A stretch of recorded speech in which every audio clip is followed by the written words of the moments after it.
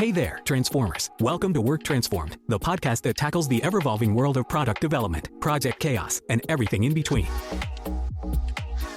Each episode, we'll dive into the hottest trends, unpack the latest tools, and chat with inspiring guests who are leading the charge. So, buckle up, get ready to transform your work, and let's do this. Hello, everyone, and welcome to another episode of Work Transformed. I'm Jackie. I'm going to be your host today. Along with me, as always, is the wonderful Thomas Lenore. And we have a topic today that we're going to cover. It is talent management or professional development, if you will. And we're going to talk through multiple facets of this wonderful topic. Not only how do you or me or, yourself decide how you want to professionally develop, how do you develop others? And we've got, not a roller coaster, but a lot of different angles to come at today. So I would like to know several things. I would like to know at least these three things, Thomas. This is what I want to learn today. I want to learn, how do you work on developing yourself in your career or in life? How do you help develop others? How do you multiply that talent? And this is the one that's going to be a little rough, is how do you know when to move on? If someone just isn't making the mold, what do you do? That's the hardest one for me, I know. Thomas, are you ready for this topic? I'm always ready. This is actually, I feel like every episode I say, this is one of my favorite topics. It is not as favorite to me as powerful questions, but it is a topic I like because I really enjoy, I don't like the word managing people. That's what most people say, like managing people, but I enjoy growing people and giving people cultivating their best self yet. And maybe not their best self ever. Like, that's one of the things you have to know is that people, and you're not always going to see the best version of the person. You're just there to be a part of their growth journey. And a big part of that is professional development. Like, how do you develop them professionally to be their best self? So, like, I really like talking about this. It is a very important part of who I am as a leader and as an employee, frankly, in some cases. So, yes, where do you want to start? Where do we start here? I think let's start at the beginning, because I think let's set it up with a little bit of foundational knowledge about how you and I have approached talent development within ourselves first, because I think this is going to be a very cool thing to talk about in developing one's self. So this is where I'd like to begin. There was something that you had created that I learned recently that you were part of creating, that I have utilized, that has been the absolute best tool for me to think about what it is I want to do. So in the past, you would usually get these assessments from HR that would say, build your growth plan for the next year or next 5 years or whatever that may be. And I always had such a difficult time with some of those templates or those forms. I didn't feel like they were very personal. And so one thing that just has had a deep impact on my personal growth and my development as a leader has been that pause in the beginning to do a SWOT analysis of yourself.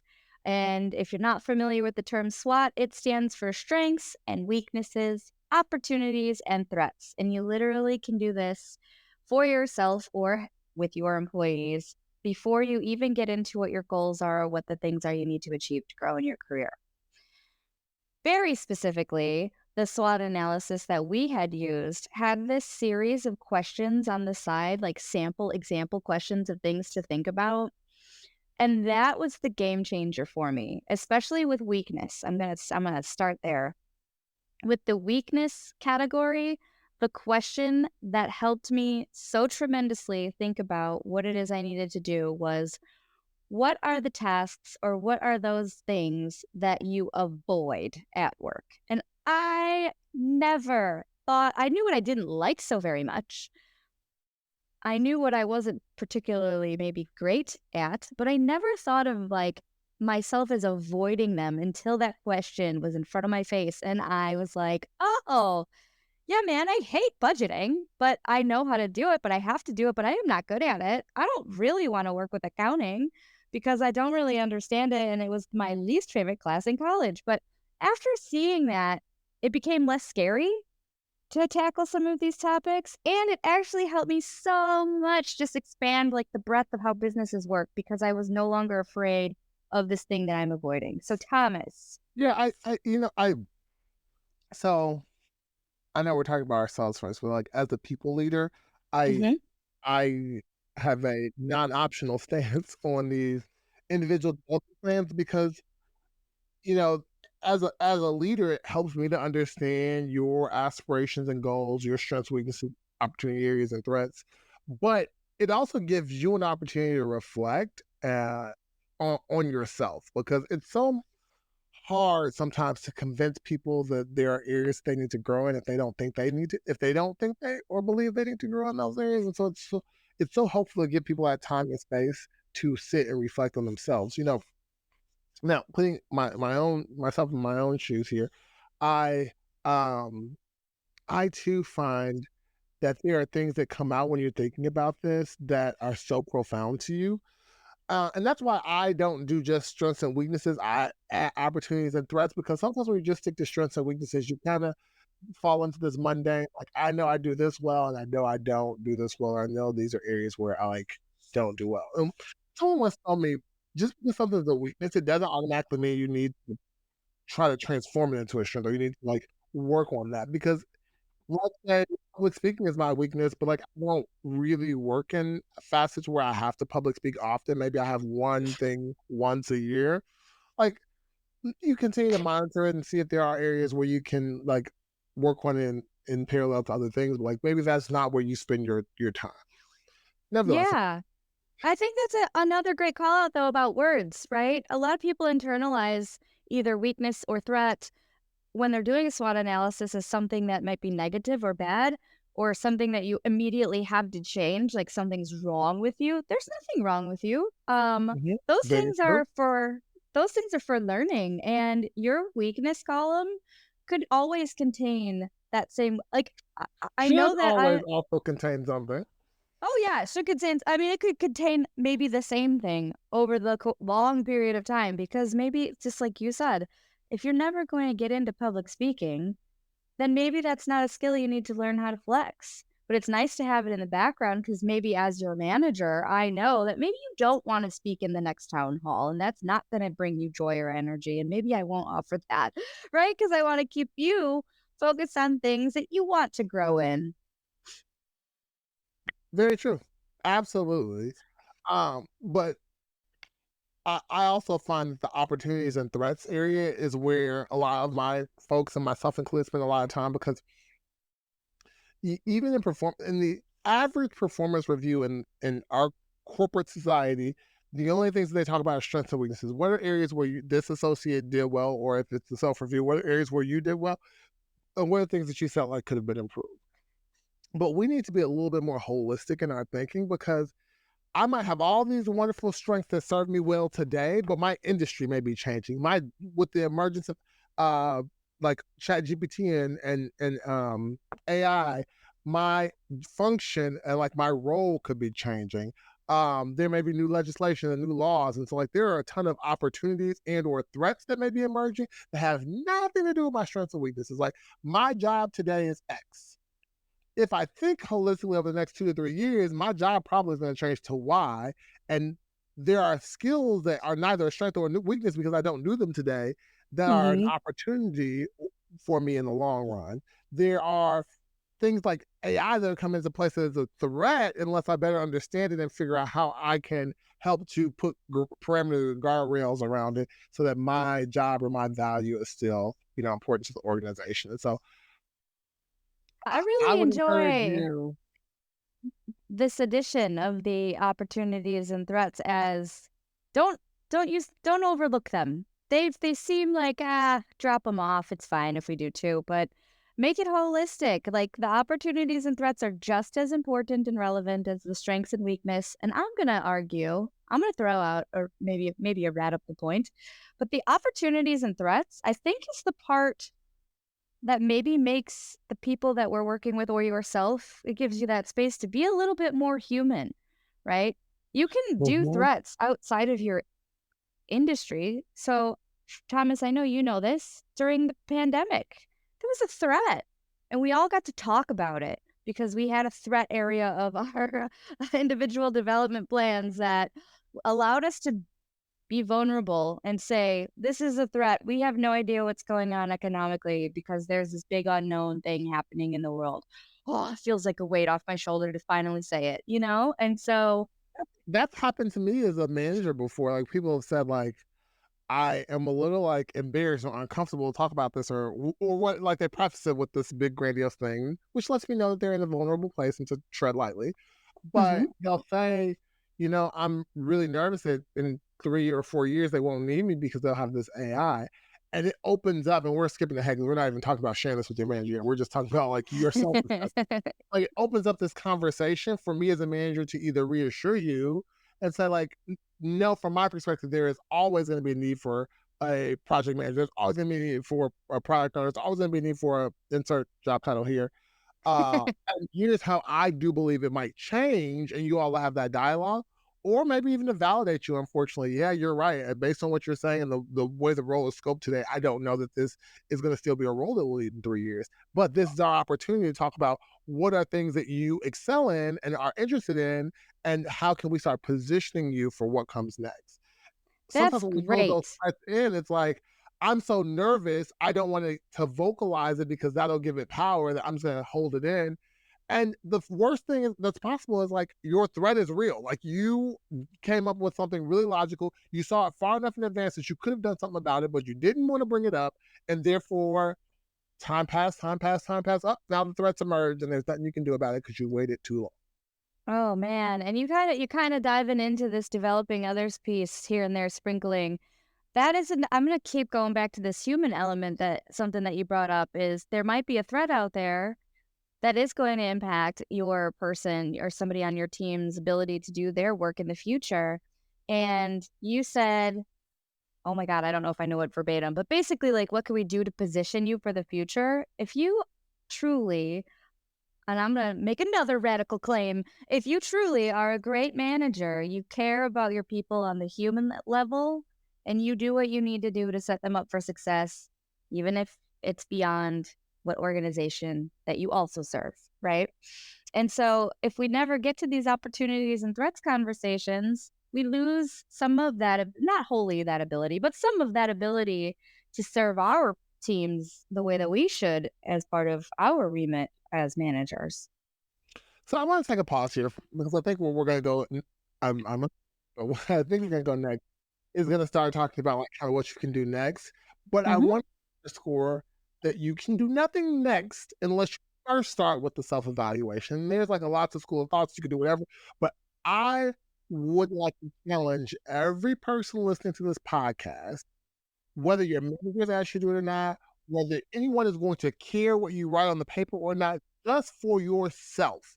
Because you can't figure out what trainings you want, what certification you want, what new roles you want to do, what things you want to pursue. You can't figure out anything without the foundation and the base of knowing where you are today. So if you do nothing else leaving out of this conversation, I ask, I implore, I will give a very strong word. I beg you, get a sheet of paper or open up a Google Doc or a Word doc or whatever and just create 4 headings: strengths, weaknesses, opportunities, and threats. And do an earnest assessment of where you are today and think about where things are going and what you need to add to that chart to make you whole. Because I guarantee, even if you think I don't need to do this, like I don't need to physically do this on paper, I kind of know in my head, I guarantee when you put it on paper, it's going to make you think of things you have not thought about yet, make you confront fears and thoughts that you haven't come to grips with. So I'm just begging. I don't know what a word stronger than beg that I can do, because I really want folks to walk away and do this, because I think it's ultimately important, because it'll help you to start thinking about what your future was. And maybe it's like I'm not like a radical change, like I am on the right course. It feels so good to validate that for yourself. And it feels even worse when you figure out 5 years from now, "Oh, man, if I only had done something different earlier, I would have been in a better place today." And we practice what we preach, in a moment of vulnerability. When we were launching Transformation Catalyst, we started our entire conversation about building this company on a personal inventory that we sat down and shared together. And that personal Absolutely. inventory was our strengths, our weaknesses, our opportunities, and threats. I actually think we had maybe an hour set aside for the conversation, but ended up taking 2 because we were so invested in learning about each other's um, different ability areas, different areas where we're nervous about, and Mhm. it was, and we did a check-in right afterwards. Do you still want to do this? And it was so energizing just to be open and be vulnerable. And plus, we have an established relationship of trust. And if you have a good leader or a good manager, hopefully you have that as well. So you could say some of these very open and vulnerable things that are going to just help you. Yes, Jonas. Well, I wanted to reiterate that before it left me, because you said something Yes. about like we have a good circle of trust and we're friends or Yes. whatever else you were saying there. It's the opportunity I was listening to speak, listening to respond, not listening to digest. But I heard you say something that I think is important, because I just said some of you all might not have a manager who's receptive to this, who even cares about this information, etc. So once you put this on paper, you might feel a little discouraged. Like, great, I did this exercise Jack and Thomas told me to do. I got all this information. I don't know what to do with it now. Like I've done it.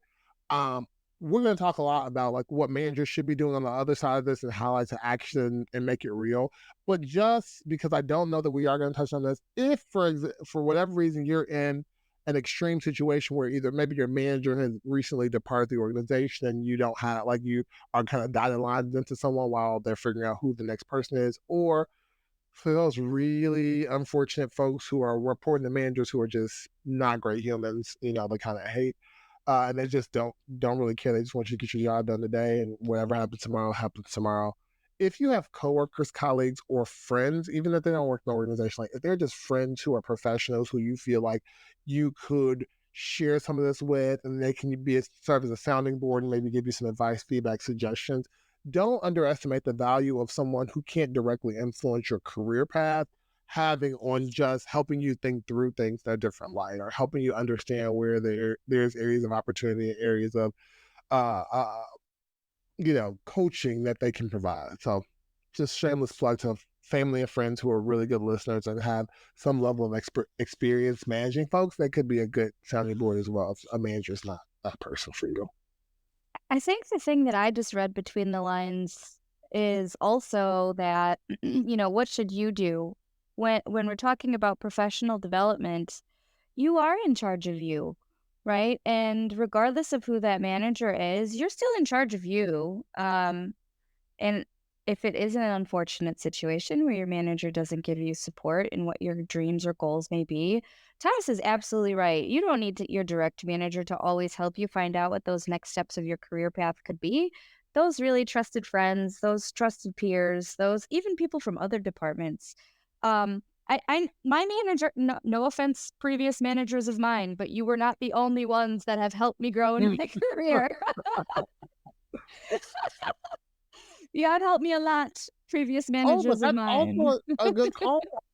I've Mhm. had the reverse. Like I've had previous managers who've helped me in my career in future journeys. Like I've left that organization, I left that department, I left that role where they were my direct manager, and I still trusted them so much and had such a good relationship with them that I went back to them for feedback. And so sometimes like you have to reach backwards because the people you got in front of you aren't super helpful. Yeah, agreed. So that being said, Thomas, what should your manager do with some of this information that you have now been brave and shared with them? Well, first they should listen, like let you go through it and earnestly listen to understand and not to respond immediately.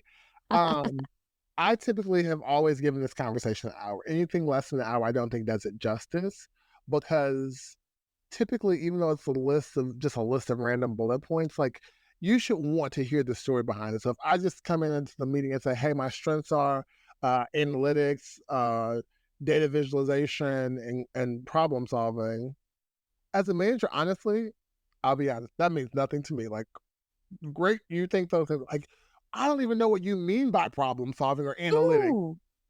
What you have in your mind and what I have in my mind, having heard that, could be two completely different things. Like, I need you to say, and when I say analytics, I mean like being able to take like pieces of information and like fill in the gaps and therefore know what we should do next.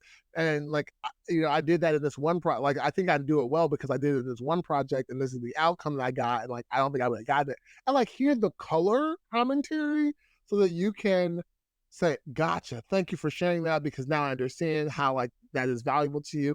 And like, I've told people before, I was like, oh, I wouldn't call that, well, that was a bad example because I probably would call that analytics, but like, I've said like, oh, I wouldn't have called that. I would have called it this thing. And that way they even know in case in future conversations, I reference something like we're not talking past each other. Your analytics is the same as my, data-driven decision making. Well, and that really, shameless plug to a previous episode, your manager should be asking you powerful questions. You say, I want to do data analytics. They say to you, what does that look like for you? What does that mean? What does success look like in doing something like that? Oh, powerful questions. Thomas, this might be your new favorite podcast. I don't know. We'll see. Yeah, okay. You got stiff competition. But to go back to your question, like the first thing is just genuinely listen to like what the person is saying and how they feel. The other thing is I said we're listening for understanding, not to respond. However, there will be times where you need to respond because I've had people who share things and they're like, can you validate that you see that as a strength of mine? Because they just, as a manager, they want to know, like, are you in agreement with this? And it's okay. Like, our goal is not to make this a performance review session. So you shouldn't go through like the laundry list of like, you're right, that is a weakness because you didn't do it this time, you didn't do it that. Like, that's not the goal. Avoid doing that, please. Do not make people feel like they're on the spot and have to justify their existence. You want to learn about them right now. Well, I have actually, unfortunately, posed questions to folks that have been contrary to what they are presenting because your manager's view of you and your view of yourself aren't always the same. And so I've had people who said like, I am really good I'm like very organized. I'm a very organized person. Like that's a strength. And then I've had to say, organize in what regard? And then you'll say something, I'm like, okay, well, I'd also like you to think about, you're saying organized because like you keep your inbox at 0 and you have all your emails organized. That is wonderful. I have observed those times where like meetings have been disorganized or like artifacts are not like clearly assigned and there's no organization in terms of who's owning which pieces. And so I think we should be very clear that the strength is, email organization. And there still may be an opportunity for us to focus on this other thing. And again, I'm intentionally choosing language that is not punitive, like you don't do well at this other thing, so you need to put that in the weakness. I say there may be an opportunity. And if the person genuinely wants to be better and you've given them a real life example, they will say, oh, you're right. Like I should probably add that on here. And if they don't, sometimes it's okay. It's just like, as long as it's not like a glaring weakness where like they are deficient in their role, if they don't get it better, like sometimes they just go off and you're like, okay, we got enough things to work on already. It's okay if we lose this one. Gotcha. That's almost like moving into a totally different category of knowing when to move on or knowing when the plan isn't being a good plan. Speaking of the plan, so now that we know a lot about our people, we've had a very open conversation. We've listened. They've listened. We've clarified. Now we get to actually start building those goals. We have spoken to each other for over 20 minutes and have not even talked once about the action plan of a the action plan is garbage until you get to this point. Like the action, if we didn't do any of the 20 minutes worth of stuff that we've done so far, then whatever we put on the paper is just fake. It's just fake. It is self-serving. Yes, not gonna be helpful. Because what you're gonna ultimately do if you don't do the homework, the pre-work, you're gonna come in and be like, I want to get these 4 certifications this year. Why you need those certifications? God only knows. Don't know. No one knows, but it's just like you think that'll make you look good, and so you're gonna work on these 4 certifications with these other huge weaknesses that are critical to your role that you're not gonna work on at all because you didn't even realize they were there. And at the end of the year, you're going to get them does not meet expectation. And that's going to feel real bad because you in your mind have worked on professional development all year. You got these certifications, you went to these trainings, but they were the wrong things. Right. So now we can talk about the plan because we've done the homework. All right. So what should these goals, what should be part of them? What goes into creating something that a person can do to grow and know that they're on the right path? What goes into making some of these goals? So I usually have folks do 3 kinds of goals. This is just me. Okay. Different folks, different strokes. But I have three categories of goals. There are educational goals, professional goals, and personal goals. And I usually ask them at the same time they do the SWOT analysis. I also ask them as a step 2 to pre-draft the plan. We're going to work on and finalize the plan together. But honestly, there's only so many hours in a day. So like if we're starting scratching the meeting, then it's going to take a long time. So I want you to have put something on paper. But the way I define those 3 categories is educational goals are things that neither I nor the organization is going to adequately equip you to do. If you have never worked in a Scrum environment, maybe you're new to the organization, you've never worked in any kind of agile workspace, like it may be helpful instead of just like throwing you right in for you to go out and just get a basic certification so you at least know the basics tenets of agile or Scrum or whatever the framework is. You understand some of the vocabulary and the philosophy, and so like we can teach you how we do it here, but like you'll at least have a baseline knowledge. Like You'll I would get consider the objective materials instead of yeah, the subjective application. absolutely. It's like there's some educational goals where it's like you just need to go somewhere and learn this stuff. And I would say that should not be the majority of the plan because A, it's expensive. B, it's very time consuming because they have to take time off work to go to the trainings or the class. That is not the goal. Like everything should not be in the education bucket. But I will say there is sometimes value from a networking perspective and from an academic perspective. It's like go get like a real certification or go to a classroom-based training. So that's pillar 1. Things we can't train you on, you kind of just need to learn. Bucket 2 is like, what can I as your manager do to help you improve on some of these weaknesses or opportunity areas? Or what are projects you think you could work on or would like to work on that will help you like excel in these spaces? So this could be anything from I would like to present in more of our department meetings, like I can practice public speaking, or I'd like to facilitate our weekly team meeting to help work on my facilitation skills. To unfortunately, these teams that I am assigned today don't adequately give me the opportunity to exercise these skills. So maybe we can work on over the next 6 months transitioning me off of my current teams onto other teams that do need this skill I need. And this at this point in time, we're probably still a little bit brainstorming, so it's no guarantee. But it's like, what are the Right. things that you think could help, and then we can figure out Yeah. what we will do. And then the last bucket is more personal because everything can't happen at work. It just can't. I don't have enough time as a manager. I don't have enough money. I don't have enough brain capacity to do everything. So some of it's like I will start going to meetups. I will join Toastmasters. I will do this thing that has minimal obvious value to the organization today. So I'll do it on my personal time, but like it will develop me individually be a better person. I'll read these books. I will start listening to these podcasts. This is like things that you as an individual on your own will do, but I as a manager can help hold you accountable and like check in and see how it's going, make recommendations. Like if you say you're gonna read a book, I can say, hey, here are a couple books I've read that I think might be helpful. This is your call which ones you want to read. If you want to take my suggestions, you can. If you don't, you don't. Like that is kind of how I look at it. Like what do we need to send you to learn? What do we need to help facilitate you learning here? And what are you gonna go out and learn on your own? Yeah, I like these 3, the way that you described these 3 different pillars. I do a similar thing. I think I kind of chunk in the educational and maybe personal together, but that's all right. These are all It is very all great. right, Cody. What's that? I just want you to know it is all right. It is all right. You're Oh, like, thank you so it's kind much. of all right. I'm like, it is all right. Because at the end of the day, the goal is just to make sure you have a comprehensive plan. You can check it into 3, Correct. you can check it into 5 million, how many it might be. But Well, like I was gonna kind of, have to do that. I was gonna touch on that a little bit. So some of the goals like that we come up with seem a lot overwhelming because people might have these big aspirational goals that they want to cover off on.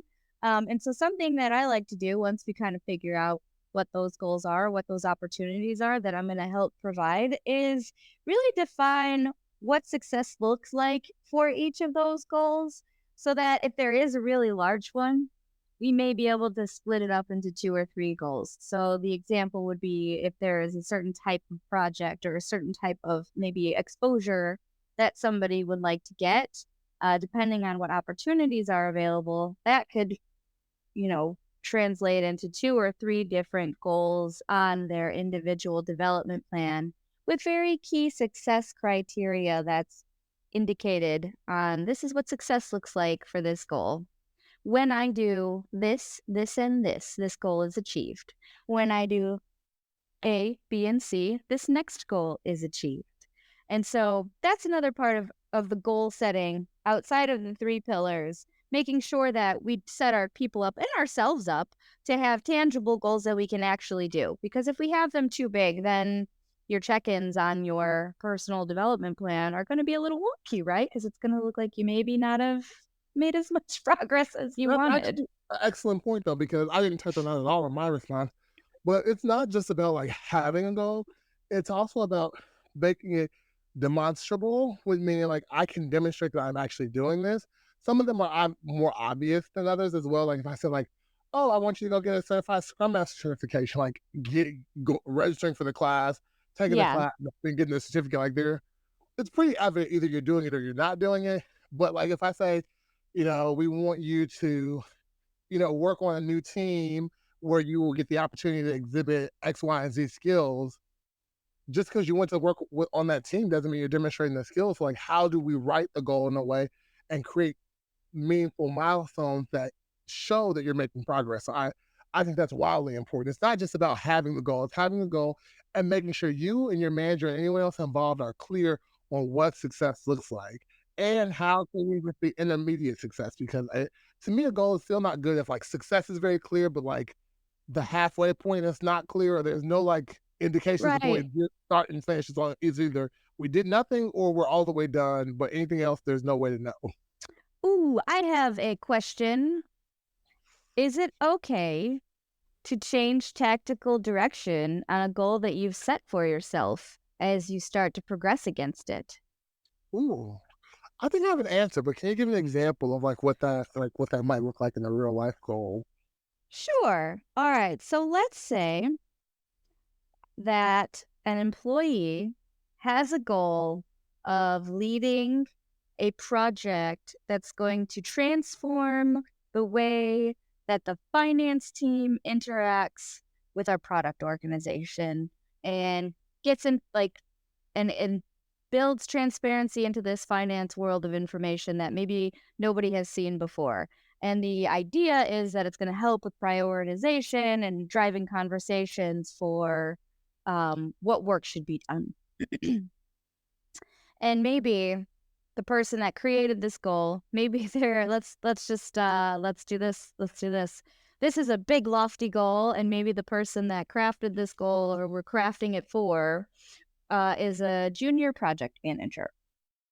They really want to get into finance stuff, and so they saw this as an opportunity to kind of bridge these gaps here. Let's say they start executing against this goal and they don't have much change management experience, maybe. And let's say they also don't have a lot of product experience. They understand the product owner role, but maybe not so much what happens at the discovery levels of some of these processes. So So this actually happened to me, and it had less to do with like in your example, with like maybe the goal was too lofty for the person. okay. In my case, the goal changed specifically because of what the organization needed became different. And so it Okay. wasn't so much like you are able to handle it, which I think is also a valid use case. It was more so like, oh, well, when we first put you on this project, we thought it needed this thing, and maybe it still needs a little bit of that, but not as much as we thought. It actually needs this whole other thing. Yeah. Honestly, that's okay to me. It's okay for two reasons. First, one of the things I think a lot of people who are early in their career, and even a lot of people who are in the middle of their career, like mid-career, I don't know why I had to say it like that, in the middle of their career, mid-career, it's the same thing. Whatever, don't make fun of me. I'm not. Um, I'm not. a lot of people struggle with ambiguity, like being able to adapt to ambiguity and being able to like adapt to change. And so Yes. one of the reasons why I think it's okay if it changes is because like that in and of itself is a helpful and valuable lesson. It's like you went in with this expectation, as did I, but now that expectation isn't like the same anymore. Like, how do you handle that? Because if anything, it's like teaching you a new lesson that you want to prepare for. But Yeah. also because what I have experienced more often than not is even when the project changes, it gives you the opportunity to like flex a new skill. Like that's either a new opportunity or a new threat that you didn't have on your list. And so like it's giving you a time to like try something different, do something more that still is going to add to your growth, just not in the same way we planned. And I think even in your example, it's okay that you may not be ready because even if we have to add someone else to the project or like slightly change the scope, you're still gonna learn. You're gonna take some away from this. It's not like we're just like don't do it at all. Yeah, I think the thing I was trying to get to was you might learn along the way that there's another gap that you need to fill. Yeah, And like maybe that gap is something that you then kind of modify your goal to ensure you get that type of exposure. So in my finance to bridge product team, um, maybe that person didn't realize they needed some change management training to really ensure that they were explaining why these two teams were going to have this new forum and get support and buy-in from the leadership in each of those respective areas. And maybe they need to do that in partnership with a more seasoned project manager or program manager. And so they could see good examples and get that training that they need to be successful in their goals. And then as the manager, you understand how that goal maybe got split up into some smaller goals, but you could still see the progress. You're still helping your person in something that's inspiring to them or feels good to them to be developing. absolutely. Fantastic. What happens though if what happens if in the workplace like you had this agreement with your manager and you feel like they're not supporting you, like, oh, now I agreed to take on this project because we said it was a deficiency or an area of opportunity or an area of growth for me, and they put me in this role and now I don't feel like I'm getting supported, so now I'm just in this role. We knew I wasn't quite ready, but it was like a stretch goal for me to like grow into the readiness, and now I'm just thrown into the deep end and no one's here to help.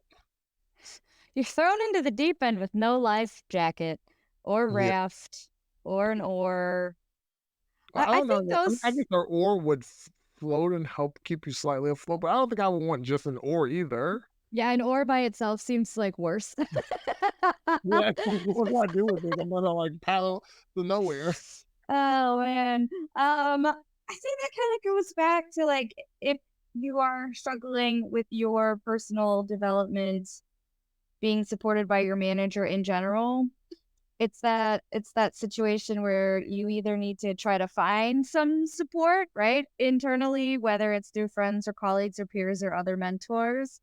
But depending on like how long it goes on, like, I just know this to be true in as a general sense, like, if somebody is very miserable in their role and their role changed and they didn't want it to, or they aren't getting that fulfillment that they once were getting from their job, they're gonna move on. They're going to start looking elsewhere for that support, for the Mhm. opportunities they want to achieve. And like we all know that work is work. We go to work, and sometimes we do things that don't necessarily fill our bucket.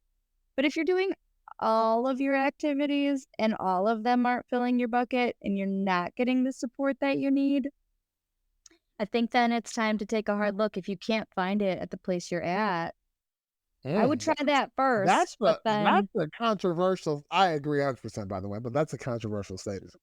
I But think I want to plus one to that. I was gonna say, exhaust your current resources where you're at. It's easier to figure out where you're currently at, but you can't sit in misery forever. That's not fair to you. It's not fair to So this is people not. around you.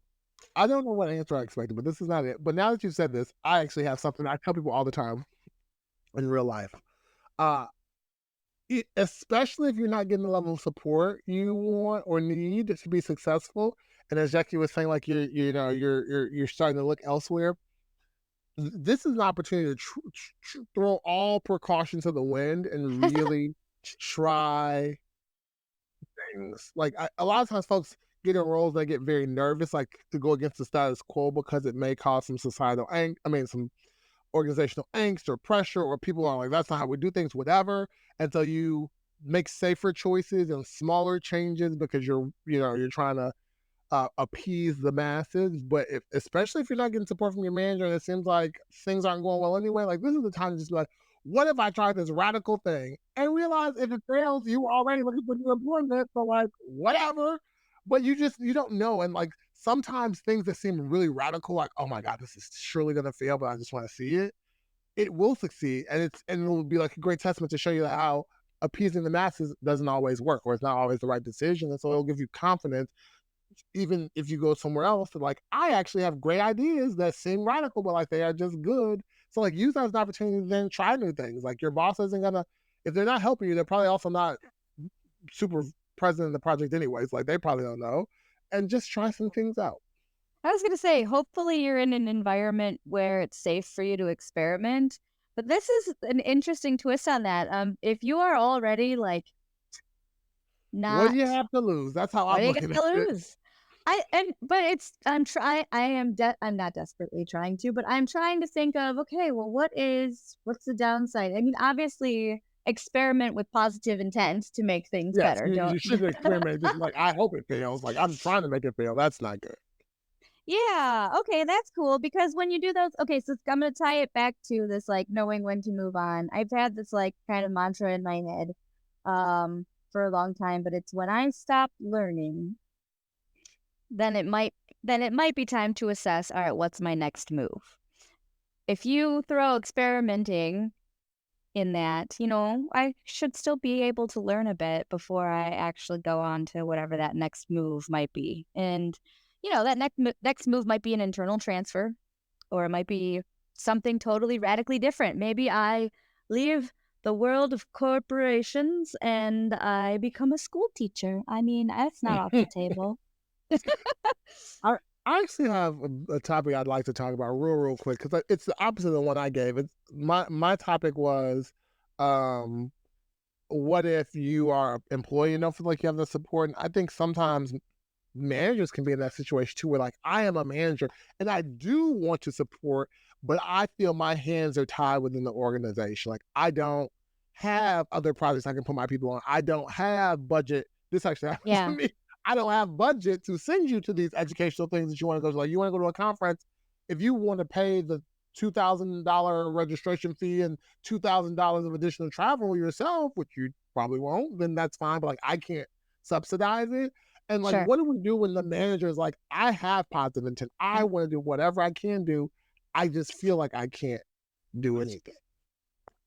Oh, And I only have one suggestion because that's a tough situation. Like it really is. And honestly, it comes down to whether or not your organization is trying to, in my opinion, it comes down to whether or not your organization is trying to retain top talent.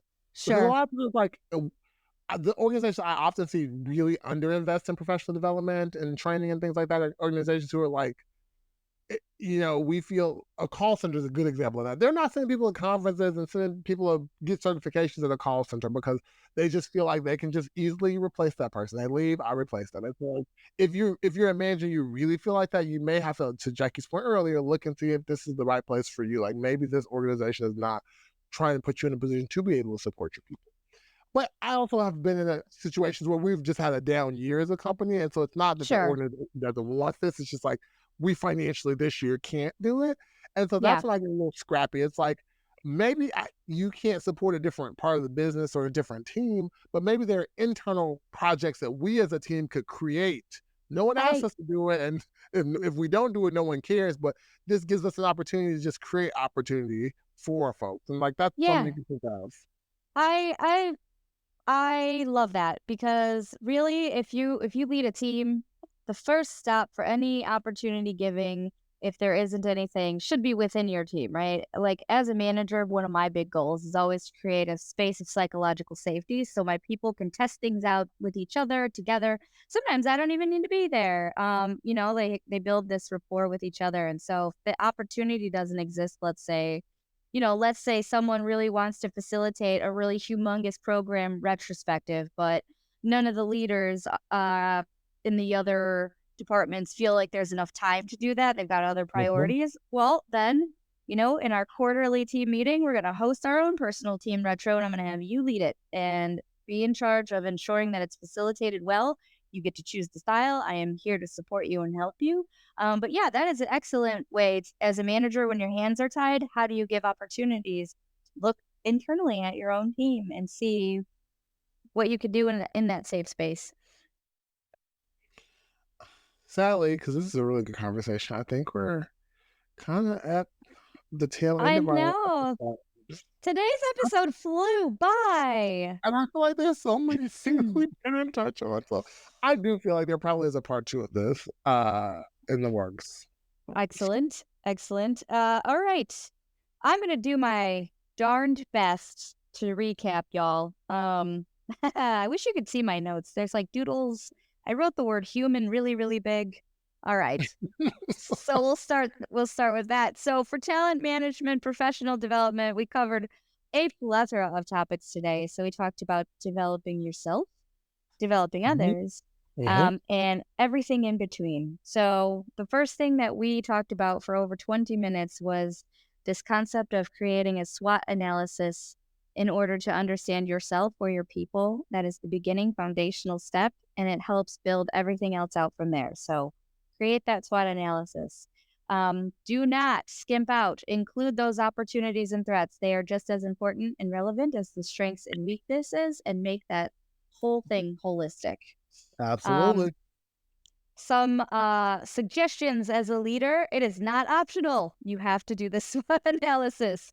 But really, the goals of all of this is to care about and learn about each person as a human, giving those humans, yourself and others, that space that you need to reflect so you can align on what you need to grow in.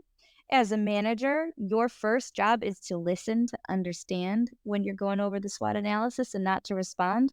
But it's also your job to ask powerful questions if there is something in there that isn't quite landing or isn't quite resonating. Reserve an ample amount of time for these conversations. An hour is a great place to start, and you'll likely have more sessions. I was going to say, that's okay. Like, I've had them that have had 2 or even 3 sessions because they went back and did some reflection. That's okay. Like, don't feel like I got to rush it to fit the container. Like, let it go. And then we started talking a little bit about, well, what should you do? You are in charge of your own professional development. This came up because sometimes we don't have very supportive people above us, and you still need to figure out what is it that's going to make you feel good about your career growth in the event you don't have that support from your direct manager. Let's see. What else did I write down? We wrote down things about ambiguity and change. Oh, that was just a side note. People are very uncomfortable with those things. Just know that as you navigate your ambiguity and change in your own professional lives. I just want to touch on that really quickly. Do it. That's important to be mindful of, though, because when you're making these plans, sometimes you make this plan to like hit every single action that's in the strength, or every single opportunity, or every single threat. And people are so uncomfortable with change, and it takes so long for change to set in, that's setting yourself up for disaster. Like, choose the most important, most impactful, most critical items and create a plan around that. Realize that there are going to be a ton of things on that paper that you don't have anything in the works for 2024. It's like, maybe we'll focus on it next year. Maybe they'll fall off. We don't know, but we can't tackle 20 items this year. We can tackle 3. And like, we will focus real hard on those 3. That is excellent. That's going to tie into the next wrap-up point, Thomas. We didn't really talk about that at all, but that is a very good call out. So building your goals. Now that we've learned about what inspires us and what we need to work on, we need to build goals that are tangible. And we've talked about 3 pillars that we could bucket these goals into as educational, professional, and personal. And each of these, you have to define what success looks like. How do you demonstrate that you've achieved those goals? And with those goals, now let's use a appropriate work in progress type limit, shall I say, so that you aren't trying to boil the ocean of your career development, and you're doing it iteratively in a manner that gives you a good pace and you can keep learning and keep growing. The last thing was knowing when to move on. So sometimes these scenarios just don't play out. You either don't have the resources, the support, or you're not in a position where you can continue to do the learning that you want. And that is okay. It's hard. Nobody wants to say that, but it is okay. And if you have a good manager, they're going to help you get set up for success for whatever that next thing is. This has been a wonderful episode of Work Transformed. Probably the longest one so far. Yeah, hopefully you're still with us. We're creeping into like 50 minutes here. Thank Thank you for joining us. As always, this is Jackie Bittner and Thomas Lenore. If you have topics you want to hear about, please reach out to us. We would love to cover off on those things that are burning in your mind. And we'll see you next week for a new episode. Bye, y'all.